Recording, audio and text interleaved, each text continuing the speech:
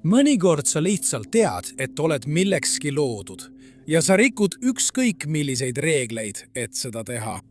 Zach Milligan oli hulljulge, kes rikkus mägironimise reegleid, tehes ära üsna pööraseid ja närve köditavaid trikke, nagu kohe näed.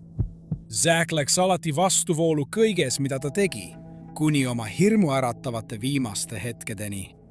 Alates hetkest, kui ta 18-aastaselt tundis kutset ronimiseks, kuni 13 aastat järjest koobastes elamiseni, aitasid tema toore sihikindlus ja kirg tal saada maailmatasemel mägironijaks ja uskumatuks mäesuusatajaks. Kuid see oleks ka see, mis võttis temalt elu. Yosemite rahvuspark Californias kujunes tema põhiliseks tegutsemispaigaks, kus ta tõestas, et ronimine oli kutse, mida ta ei saanud eirata. Ja ta ei piirdunud ainult ronimisega.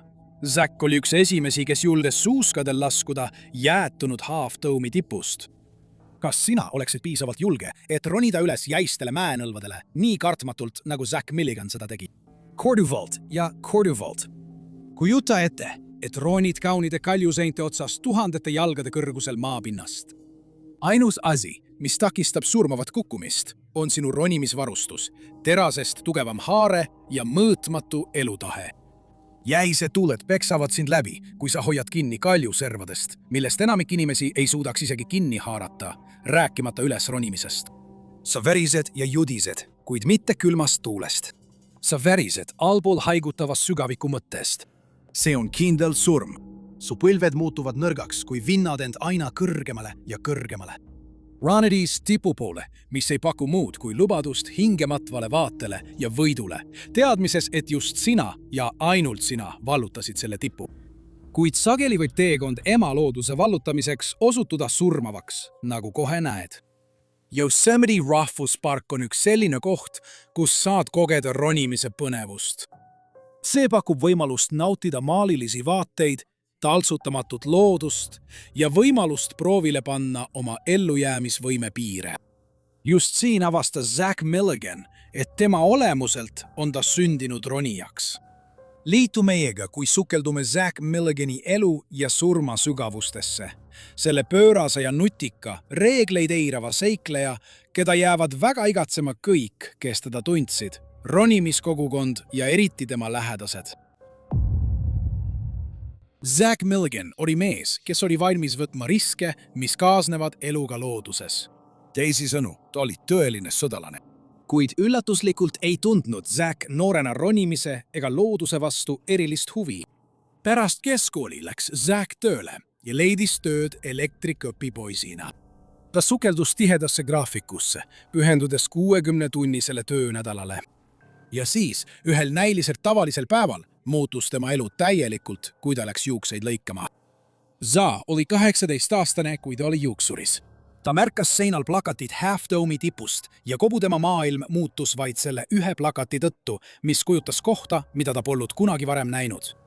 Ma nägin oma juuksuris Half Dome'i pilti ja mõtlesin, kus see on? Ma teadsin, et pean selle otsa ronima, ütles Zach hiljem. Ta teadis, et peab välja mõtlema viisi, kuidas sinna jõuda ja kuidagi see tohutu sein vallutada. Pärast seda kogemust otsustas Zach hakata kaljuronijaks. Nagu Zach ise ütles, ma läksin Atlantas asuvasse Mountain Ventures'i ja nägin pilti, kus Peter Croft ronib üksinda rostrumil. Ja see otsustas asja. Mis iganes see ka poleks, just see ma nüüd olen. Mõnikord sa lihtsalt tead, et oled sündinud midagi tegema. Ja hoolimata tema vaimustusest Yosemitidest ja Half Dome'ist, oli see hoopis teine mägi ja hoopis teine olukord, mis võttis Zachi noore elu. Nii et Zach ostis 50 meetrit köit, sooloronimise jungestusseadme, heksad, stopperid ja komplekti jäiga varrega frende. Kui sa ei ole kaljuronimisega tuttav, siis need seadmed aitavad sul elusalt tippu jõuda. Julgestusseadmed on sisuliselt ronimispartneri asendajad. Need võimaldavad sul end ise julgestada ilma kaaslaseta. Heksad ja stopperid on mõlemad passiivsed julgestusvahendid, mida asetatakse kaljupinna pragudesse ja kitsendustesse. Need päästavad su elu, kui peaksid kukkuma.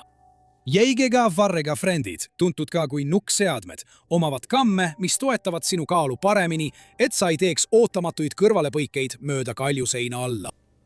Nii et kogu vajaliku varustusega asus Zack teele oma järgmisele teekonna etapile, et saada meistriks kaljuronimises. Oma vankumatu visadusega õpetas Zack endale ronimist, ronides üksi kõiepikkusi ehk marsruudi osi, mis läbitakse ühe hooga. Oma esimesel hooajal vallutas Zack üle 100 ronimise. Et see saavutus oleks veelgi muljetavaldavam, ronis Zack kõik need ka alla tagasi. On selge, et tema kirg ronimise vastu tõusis kõrgemale kui mäed ise. Nagu te ilmselt ette kujutate, on kaljuseinalt alla ronimine meeletult palju raskem kui üles ronimine. Kui üles ronimine kasutab kontsentrilisi lihasliigutusi nagu lõuatõmbed, siis alla ronimine nõuab ekstsentrilist lihaste kasutamist, mis tähendab, et lihased peavad pinge all olles pikenema. Alaronimine nõuab rohkem kontrolli, jõudu ja tahtejõudu. Seega arendab see loomulikult sinu oskusi palju rohkem kui üles ronimine. Huulimata kõigest oli Zack Milliganil eesmärk ja miski ei suutnud teda selle saavutamisest takistada. Zack oli avastanud endast tõelise armastuse selle spordiala vastu, nii et tema soov iga ronimist proovida oli kustumatu. Ta käis sageli Sand Rockies, Alabamas, Tennessee Wallil, Tennessees ja Looking Glassil, Põhja-Carolinas. Aga ta pidi olema lähemalt parimatele ronimispaikadele, kus ta saaks oma ronimisoskusi veelgi lihvida. Kui ta oli 19, otsustas ta lahkuda oma koduosariigist Georgiast ja kolida teisele poole riiki, Denverisse, Coloradosse. Siin leidis ta tööd elektrikuna, kuid see oli tegelikult vaid vahend eesmärgi saavutamiseks ning selleks eesmärgiks oli vallutada mõned kõige raskemad ronimisrajad ümbruskonnas. Colorado ja ümbritsevad alad pakkusid Zackile rohkem võimalusi ronida nii palju, kui süda ihkab. Ja see oli üks samm lähemale mäele, mis kogu selle teekonna algatas Yosemite rahvuspargis. Imeline Half Dome. Mitte kaugel kohast, kus ta peatus, avastas Za kauni Eldorado kanjoni. Kuid see polnud tema ainus avastus.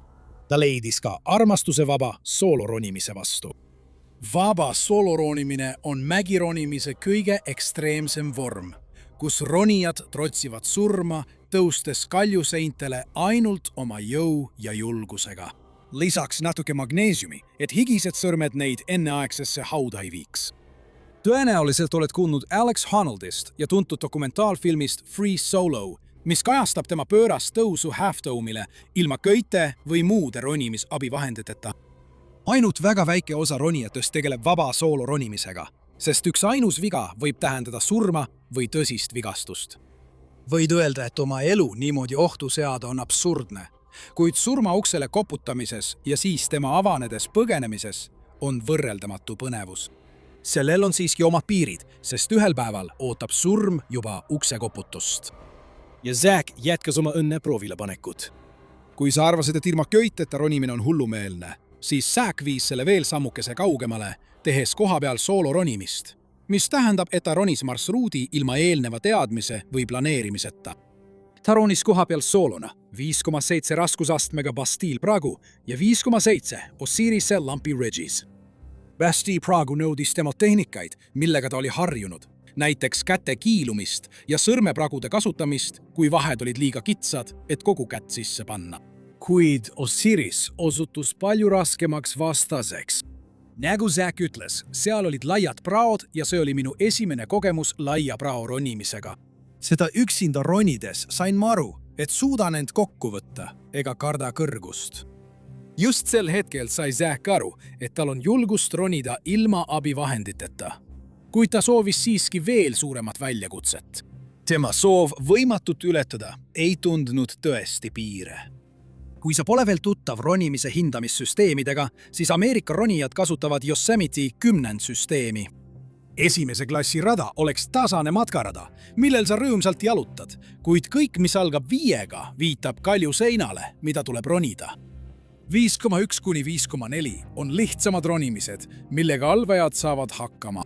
Kui hakkad liikuma üle 5,5 kuni 5,15-ni, muutub asi veidi raskemaks ja seda soovitatakse vastavalt vaid kesktasemel kuni meistritasemel ronijatele. Seejärel on olemas WE hindamissüsteem. See viitab jääronimistele, mis muutuvad vastavalt aastaaegadele. VI1 on kõige lihtsam, VVI8 aga kõige raskem. Miks peaksid sa teadma talvise hindamissüsteemi kohta? Sest jääronimine osutus Zachi järgmine suur väljakutse ja lõpuks ka tema hukatus. Za läks 1999 aastal tagasi Atlantas, Georgiasse, et külastada oma vana sõpra ja Mountain Venturesi omaniku Doug Petersonit. Ta uuris jääronimise kohta ja teades Zachi vastupidavust ning kartmatust kaljul, oli Doug rõõmuga valmis andma talle oma isiklikud tööriistad ja kassid, et libedal pinnal paremini haarduda. Samal päeval hüppas Zach oma sedaani ja sõitis Põhja-Carolinasse, et proovida jääronimist. Ta jäi kohe sellest sõltuvusse. Järgmisel päeval sõitis ta tagasi Mountain Venturesi, ostis täiskomplekti jääronimisvarustust ja sõitis Silvertoni, Coloradosse, kus asuvad maailmatasemel jääronimisrajad.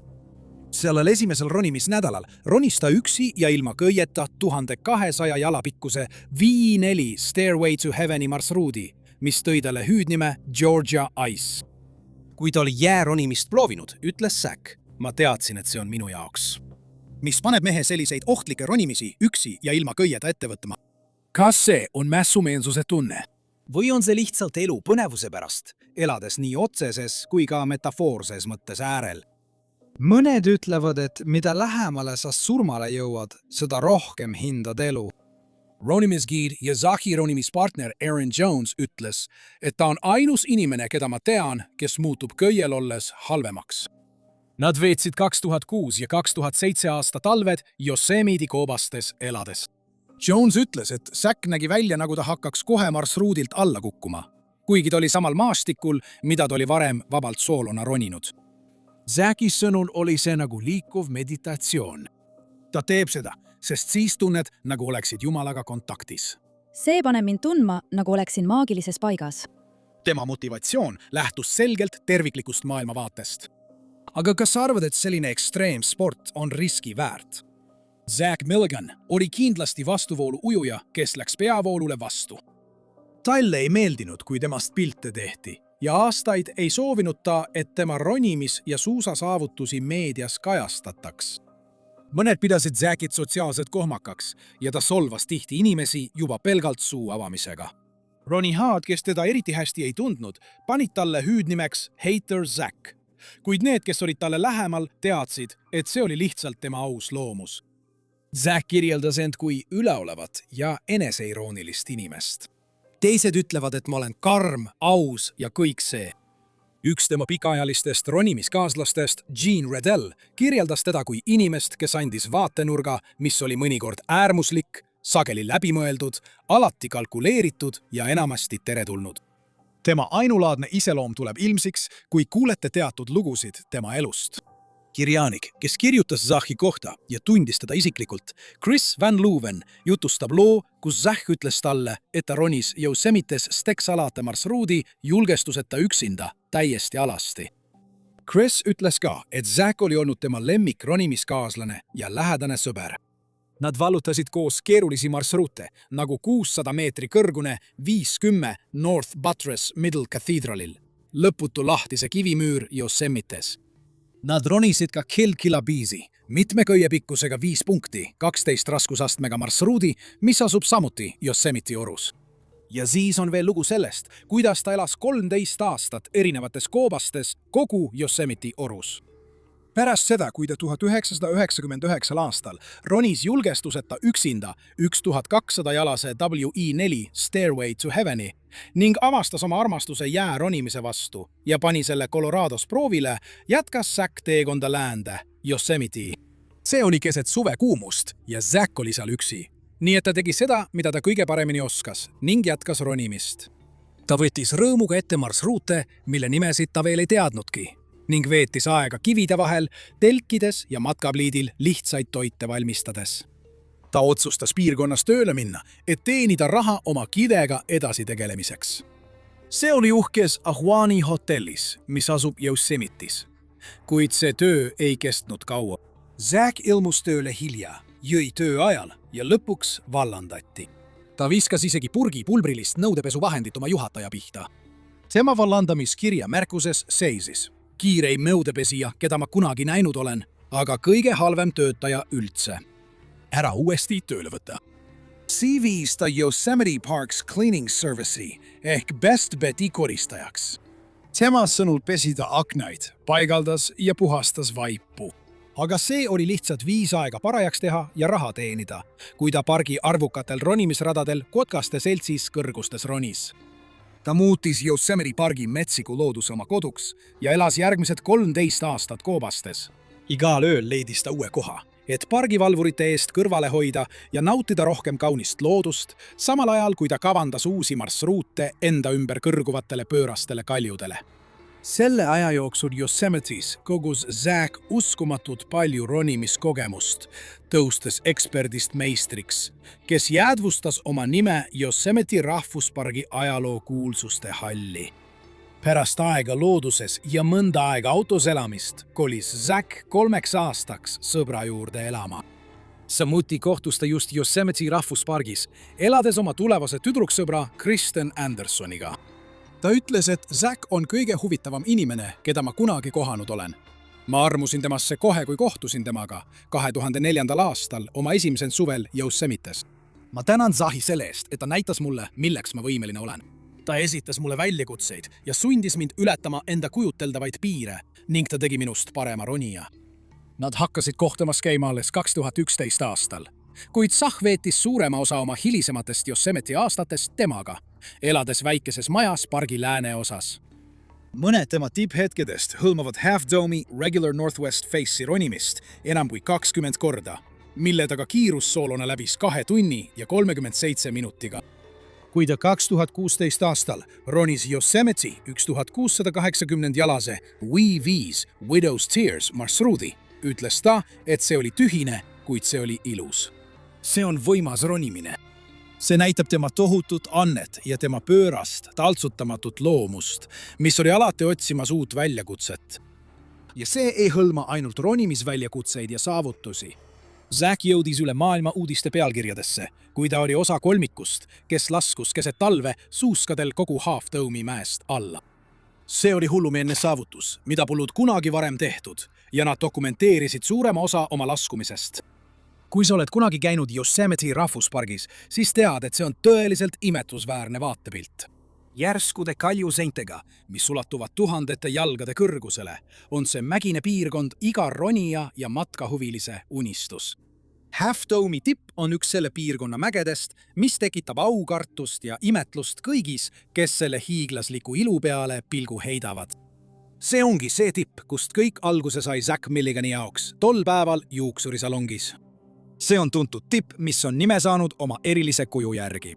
Sellel on 3 siledat, ümarat nõlva, mis näivad olevat pooleks lõigatud, moodustades järsu kaljuseina, mis kutsub vaikse sireenina kogenud alpiniste oma oskusi proovile panema. Half Dome kerkib 1443 meetrit Yosemite oru kohale, ulatudes 2696 meetri kõrgusele merepinnast. See on üks ihaldatumaid ronimisi nii matkajate kui ka kaljuronijate seas. Need muljetavaldavad graniitplaadid on ahvatlev sihtkoht ning neid peetakse kogu maailma üheks parimaks paigaks kaljuronijatele. Lihtsaim viis Half Dome'i tippu jõudmiseks on hankida luba ja ronida üles kaablite abil. Aga kus on selles lõbu? Kõige põnevam viis on otse mööda kaljuseina üles ronida. Aga neile meist, kellel pole surmasoovi, pakub Half Dome teistsugust intensiivsustaset. Selle muljetavaldava kupli viimane veerand miili nõuab luba ning tippu jõudmiseks tuleb mööda kaabliteed ronida 400 jalga ülespoole. See pole tipp, mida sa tahaksid alahinnata. 21. veebruaril 2021 tegid Zach Milligan ja tema sõber Jason Torlano ajalugu, olles esimesed inimesed, kes suusatasid tippust oru põhja. Mis teeb laskumise Half Dome'i tipust veelgi pöörasemaks, on see, et see pole kindlasti suusatamiseks mõeldud laskumine. Kõige laugem mõlv on 45–60 kraadine graniitsein, millele lumi vaevu suudab külge jääda. Sellest hoolimata suutis Jason Torlano, selle hullumeelse projekti eestvedaja, veenda Zachit ja operaatorit Eric Rasmussenit endaga sellele julgele seiklusele kaasa tulema. Et põhja jõuda, pidi kolmik tegema rohkemat kui lihtsalt suusatama. Seda tuntakse kui suusaalpinismi. See on suusatamise, kõiel laskumise ja ronimise segu, et tervena alla jõuda. See nõuab palju oskusi, kannatlikkust ja kas julgust või rumalust. Sina valid. Nagu Rasmusseni ütles, pole see kunagi ilus. Oluline on lihtsalt elus alla jõuda. Õnneks oli meeskond valmis kõigiks väljakutseteks ning nad kasutasid ära haruldast ilmaakent ühel veebruari lõpupäeval. Nende valitud marsruut sai nimeks Bushido Gallery, samuraide aukoodeksi järgi. Bushido tähendab otsetõlkes sõdalase teed. Õnneks olid need kartmatud maadeavastajad kõik omal moel sõdalased. Meeskonna juht Jason Torlano on karastunud 4 lapse isa ja vabatahtlik meedik Lähis-Ida sõjatsoonides, mis on andnud talle selleks teekonnaks vajaliku raudsed närvid. Ta on kutsunud Yosemitet oma koduks juba noorest peale, nii et ta teadis, mida oodata. T oli järsk ja kukkumisohtlik ning nad pidid veenduma, et tingimused oleksid täpselt õiged. Vastasel juhul oleksid nad kergesti libisenud ja surnuks kukkunud. Aga õnneks läbis paar 4640 jala pikkuse laskumise turvaliselt, kuigi käed värisesid ja jalad olid väsinud. Zack ütles oma lähedasele sõbrale Chris Van Leuvenile. Ma ei olnud ellujäämiseks sobivas olukorras. Mul polnud mingit asja half-dome'il olla. Ma ei ole päris suusataja. Aga õnneks aitas tema visadus tal seekord hakkama saada. Selle suure saavutuse ajal ei teadnud tema sõbrad ega perekond, et Zack Milligan oleks vähem kui 2 aasta pärast siit ilmast lahkunud. Tema seiklusliku teekonna viimane päev algas Alberta kaljumägedes ronimismarsruudil, mida tuntakse kui Polar Circust. Icefields Parkway'st kõrgemal asuv kurikuulus Polar Circus marsruut meelitab jääronijaid, kes otsivad oma oskustele tõelist proovilepanekut. See mitme köietõusuga ronimine ulatub pead pööritava kõrguseni ja nõuab suurt tehnilist osavust, kui see kulgeb üles Cirrus Mountaini jäätunud seina. Iga köiepikkus toob kaasa uusi väljakutseid, alates esialgsest kuru läbimisest kuni hirmu äratava viimase tõusuni pliiatsil, 150-jalase vabalt seisva jääpurikani, mille raskusaste on veeklek I6. Ja just kui sellest veel vähe oleks, lisab lindi osa täiendava raskuskihi oma üleulatuva jää ja ohtlike tühimikega. Ainult kõige kogenumad ronijad peaksid julgema seda jäist seiklust proovida, kus vahe eufooria ja ohu vahel on üliõhuke. Need karmid tingimused tegid sellest ideaalse ronimise sellisele ronijale nagu Zack Milligan. Ta alustas oma viimast tõusu 10. veebruaril 2023. Ümbritsetuna külmakraadidest ja lumiste mäetippudega oli Zack omas elemendis. Kuna Kaljumäed on tohutu laviiniohtlik piirkond, oli ta tõenäoliselt hästi ettevalmistatud. Kuid miski ei saa sind ette valmistada selliseks kukkumiseks, nagu Zack sel päeval koges. Jäädunud mäenõlva ronimine toob kaasa palju väljakutseid, mis nõuavad jääkirke, kasside ja varustust, mis takistab sul libisemast varajasse hauda. Ja selle tõusu viimane lõik pole mingi nali. See on sõna otseses mõttes vabalt seisev jääpurikas. Aga Zack, olles nii jonnakas nagu ta oli, jätkas visalt. Oli reede ja päeva lõpus hakkasid pargivalvurid kahtlustama, kui nad leidsid Zahi tühja pargitud auto endiselt parklast. Koguti kokku otsingumeeskond, sest iga sekund loeb külmunud piirkonnas. Hüpotermia võib sellistes jäistes temperatuurides tekkida 10–20 minutiga, nii et pargivalvurite jaoks oli võidujooks alanud. Kuid nende pingutused oleksid asjatud. Mingil hetkel oma jääronimise ülemistel lõikudel kukkus 42-aastane Zack Milligan surnuks.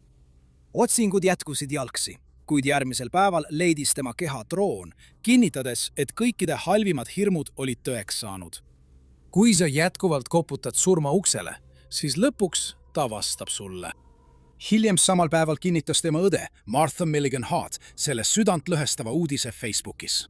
Ta kirjutas, ta oli maailmatasemel mägironija, uskumatu mäesuusataja, andekas muusik ja uskumatult tark. Ta oskas rääkida pööraselt lõbusaid lugusid ja muuta peaaegu kõik naljakaks. Temast jääb puudus palju sügavamalt, kui sõnad suudavad väljendada. Mis siis juhtus selle kogenud mässumeelse mägironijaga? Kuna keegi ei olnud tema kukkumise tunnistajaks, siis need on faktid, mida me enne ronimise juurde asumist teame. Polar Circust tuntakse sagedaste laviinide poolest ja kuigi ma ei leidnud selle kohta kinnitatud teateid, teame ka, et Zack oli harjunud ronima pigem ilma köiteta kui köiega. Ta oli juba mitmeid jääronimisi ilma köieta roninud, nii et tõenäoliselt oli see tema soovi nimekirjas järgmine. Parks Canada juhtumiraporti kohaselt kukkus ta Polar Circusse ühel raskemal ülemisel lõigul. Kas laviin tabas teda ootamatult või andis mõni jäine haare ootamatult järele? Me teame, et tema viimased hetked möödusid tehes seda, mida ta armastas. Ronides karmil ja halastamatul maastikul. Kas tema viimased mõtted olid tema pere ja tüdruksõbra juures, kui ta alla kukkus? Kas tema meel oli vaikne ja mõtted rahulikud, kuna ta nimetas ronimist sageli oma meditatsiooniks? Tema vend, Austin Milligan, kinnitas, et lahkamist ei toimu ja tema surm kuulutati õnnetusjuhtumiks. Kõik, kes teda tundsid, olid sellest uudisest täiesti murtud. Zack oli otsekohene, aus, töökas inimene ja äärmiselt pühendunud sportlane.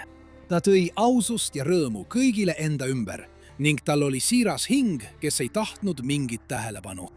Kristen Anderson, tema tüdruksõber, kellega ta hakkas kohtama 2011 aastal, meenutab oma kõige armsamaid mälestusi Zackiga. Ta ütles, et mägedes ronides oli ta hoopis teistsugune inimene ning tema kõige kallimad mälestused pärinevad just nendest aegadest. Minu lemmikpäevad temaga olid need, kui ärkasime kell 3 öösel. Jooksime mööda Sierra kõrgeid harju ringi ning nautisime päikest ja tuult. Väljaspool ronimist jagas ta maailmast ainulaadseid vaatenurki ja oli alati see inimene, kellega võisin tundide kaupa rääkida. Ütle, mida tahad Zack Milligani kohta. On ilmne, et ta jättis endast kustumatu jälje ümbritsevatele inimestele ning viis kaljuronimise ja jääronimise ekstreemspordid täiesti uuele tasemele. Lõpuks maksis ta selle eest kõrgeimat hinda. Aga see ei vähenda temast sõdalase iseloomu. Aga meil kõigil on oma arusaam elust. Kas sina suruksid end piirini, nagu Zack tegi, elades ohupiiril? Anna kommentaarides teada, mida arvad.